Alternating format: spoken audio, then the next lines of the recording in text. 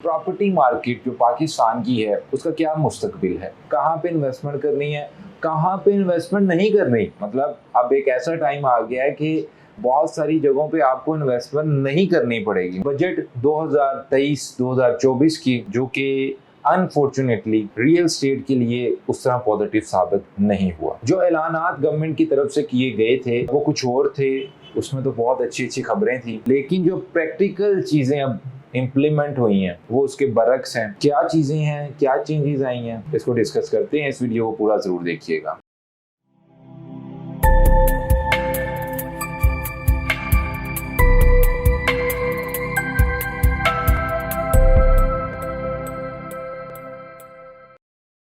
अस्सलाम वालेकुम व्यूअर्स, मियां वहाज नेक्स्ट बात रियल एस्टेट कंसल्टेंट के प्लेटफॉर्म से आप लोग की खिदमत पे हाजिर हैं एक नए टॉपिक के साथ। आज डिस्कस करेंगे प्रॉपर्टी मार्केट जो पाकिस्तान की है उसका क्या मुस्तकबिल है। मुस्तकबिल को हम इसलिए प्रेडिक्ट करने जा रहे हैं, या बहुत सारे लोग जो इन्वेस्टमेंट करना चाहते हैं, इन्वेस्टर हजरात है, वो भी इस वक्त परेशान थे, चेक कर रहे हैं क्या बनेगा क्या होगा। तो आज हम जो गुफ्तगू करेंगे वो ऐसी गुफ्तगू करेंगे जिसमें आप कंक्लूजन निकाल सकेंगे कि आपने क्या करना है, कहाँ पे इन्वेस्टमेंट करनी है, कहाँ पे इन्वेस्टमेंट नहीं करनी। मतलब अब एक ऐसा टाइम आ गया है कि बहुत सारी जगहों पे आपको इन्वेस्टमेंट नहीं करनी पड़ेगी। मतलब आपने कुछ जगहों से बचना है। बात कर रहे हैं जी बजट 2023-2024 की जो कि अनफॉर्चुनेटली रियल स्टेट के लिए उस तरह पॉजिटिव साबित नहीं हुआ। जो ऐलानात गवर्नमेंट की तरफ से किए गए थे वो कुछ और थे, उसमें तो बहुत अच्छी अच्छी खबरें थी, लेकिन जो प्रैक्टिकल चीजें अब इम्प्लीमेंट हुई हैं वो उसके बरक्स हैं। क्या चीजें हैं, क्या चेंजेस आई हैं, इसको डिस्कस करते हैं। इस वीडियो को पूरा जरूर देखिएगा। सबसे पहले जी टैक्सेस में जो तब्दीली आई है उसको डिस्कस करते हैं। टैक्सेस की जो तब्दीली है, जिस तरह 236C का जो टैक्स है वो पहले फाइलर के लिए 2% था, जिसको अब बढ़ाकर यानी उसमें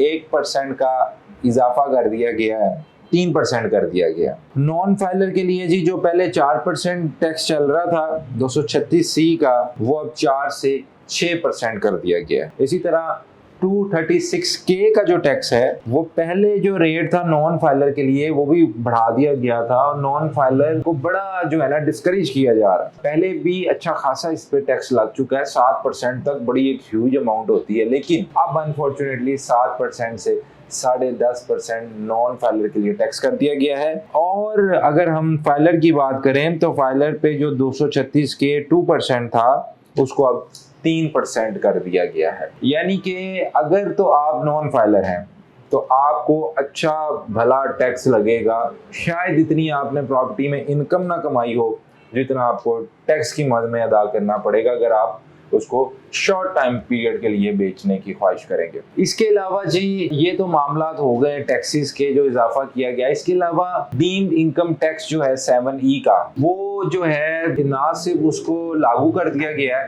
बल्कि कोई भी प्रॉपर्टी की ट्रांसफर उस वक्त तक नहीं होनी जब तक आपने वो डीम्ड इनकम टैक्स अदा ना किया हो। उसका आपको सर्टिफिकेशन हासिल करनी पड़ेगी FBR की तरफ से। और अगर आपका कोई ड्यू आ रहा है हुकूमत की तरफ से डीम्ड इनकम टैक्स जो कि सालाना आपने देना है, और वो लागू होता है उसका क्राइटेरिया कि अगर आपकी 2.5 करोड़ से ज्यादा के असासे हैं तो आपने सालाना आपने गवर्नमेंट को टैक्स देना है, यानी कि रेंट की मद में आप इसे कह सकते हैं। तो यानी जिसकी 30-40 प्रॉपर्टी हैं वो तो कहाँ पे उसका सालाना जो है टैक्स पहुंच जाएगा। तो इस तरह बड़ा इन्वेस्टर जो है यानी जो सरमायादार है, ज्यादा पैसे वाला बंदा है, छोटे इन्वेस्टर की बात नहीं कर रहे, यानी 2.5 करोड़ से जो ऊपर की इन्वेस्टमेंट करते हैं अरबों में करोड़ों में, वो बंदा भी इन्वेस्टमेंट करता नजर नहीं आ रहा क्योंकि उनके लिए कोई फेवरेबल पॉलिसी साबित नहीं हुई। इसके अलावा जी कुछ और चीजें हैं। मिसाल के तौर पे अगर हम बात करें दस्तावेजात के, जैसे बयाना हल्फी होता है और वो 100 रुपए का जो था उसको 300 का कर दिया है, फिर मुख्तारनामा खास 500 वाला जो है वो 2000 का कर दिया, फिर इकरारनामा जो 1200 का स्टैम्प पेपर आप मुआहदे के लिए इस्तेमाल करते हैं वो 1200 से 3000 रुपया कर दिया। इसी तरह तमाम जो इस तरह की डॉक्यूमेंटेशन प्रॉपर्टी के लिए इस्तेमाल होती है उसकी प्राइसेस में भी इजाफा कर दिया गया। फिर ओवरसीज पाकिस्तानीज के लिए जो मराद देने का ऐलान किया गया था वो भी वापस ले ली गई है कि जी ओवरसीज बाहर से जितना मर्जी पैसा भेजे नहीं पूछा जाएगा। उससे भी गवर्नमेंट जो है वो पीछे हट गई है, जो भी उनकी मजबूरी बनी है, वजह बनी। तो ये इस वक्त करंट प्रॉपर्टी का सिनेरियो है, करंट प्रॉपर्टी की सिचुएशन। अब इसमें आपने क्या करना है, अब इसमें किन लोगों को मसला होगा। सबसे पहले डेफिनेटली भारी तादाद में जो डीलर हजरात हैं जिनका रोजगार जो है वो प्रॉपर्टी से वो बचता है, उनको डेफिनेटली जो है उनका बिजनेस उस तरह रन नहीं करेगा, उनको मुश्किलात आएंगी। वो जो एक अच्छा दौर था उनके लिए, वो शायद उनको टफ दौर का सामना करना पड़े, उनके लिए एक बुरा टाइम है। बड़ा जो इन्वेस्टर है जिसकी मैंने आपको बताया 2.5 करोड़ से ज़्यादा, जिनकी 50 करोड़ की प्रॉपर्टियाँ हैं, वो भी डेफिनेटली जो एक इन्वेस्टर है जो मार्केट को कंट्रोल करता था, स्पेकुलेशन होती थी, आप कहीं प्रॉपर्टी ले रहे हैं, आज प्रॉपर्टी का रेट करोड़ है लेकिन इन्वेस्टर ने वहां पे पैसा लगा के करोड़ की चीज 2 करोड़ पे ले गया, वो कैश फ्लो रुक जाएगा, जिसकी वजह से जो इन्वेस्टर है वो शायद आपको ना नजर आए।